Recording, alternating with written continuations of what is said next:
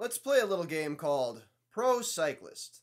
The first thing I'm going to do is get in the car, because pretty much every aspect of my career involves travel. Now I'm in an airport. I get to see lots of these.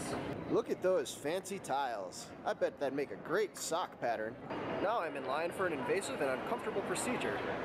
I'd make a parallel to drug testing, but I don't see anybody in yellow and blue getting dragged into a windowless side room.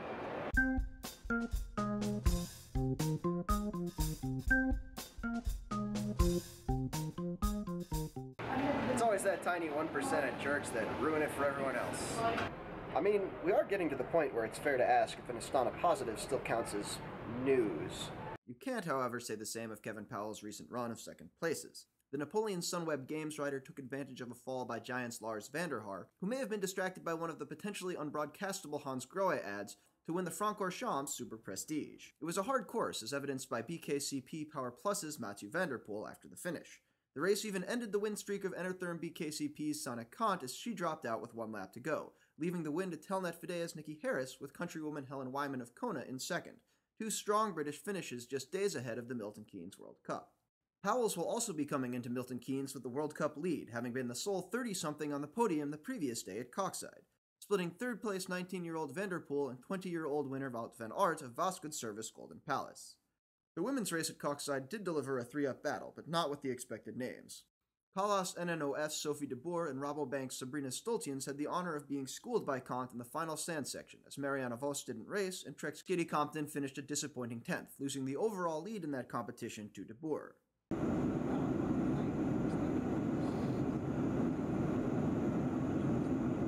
Just look at that awesome legroom. Good thing I don't have to make my living based on the appendages stuck in this glorified garlic press.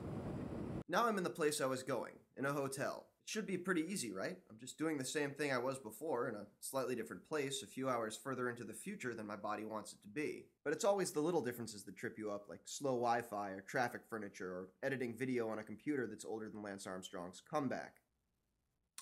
Or shitty coffee. 11 World Tour teams have joined forces to create a holding company / marketing organization / lobbying firm called Velon. Velon. Why is the ambiguity in English pronunciation never a factor when people come up with these names? Anyway, the organization did a great job with media outreach, getting long, detailed articles and interviews in a variety of publications. This is, of course, despite the keep jumping the gun on the media embargo.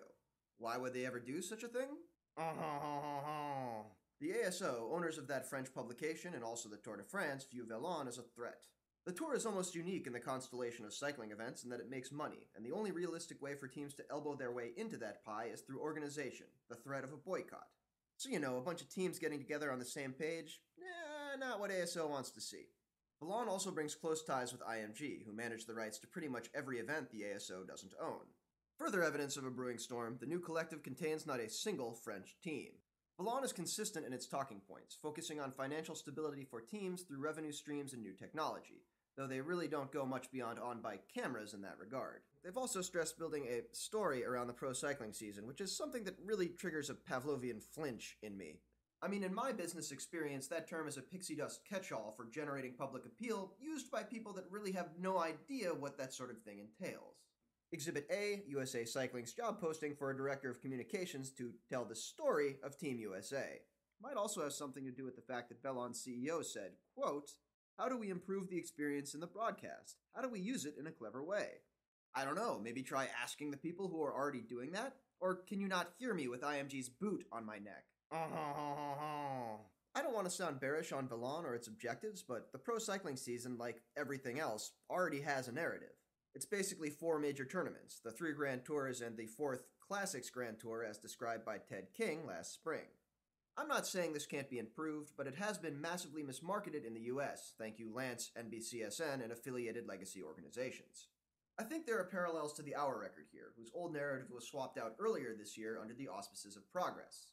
The renewed attention to the mark has been great, but earlier this week Fabian Cancellara threw some very cold water on it. Turns out he liked the old Hour record narrative of competing against the all-time greats, and views the new, lower-level competitors as sort of a disincentive to try. It looks like frustrations with far-off powers that be are the one aspect of playing pro cyclist I'm unlikely to escape once the holiday season is over. I'm Cosmo Catalano, and that was the week in bike.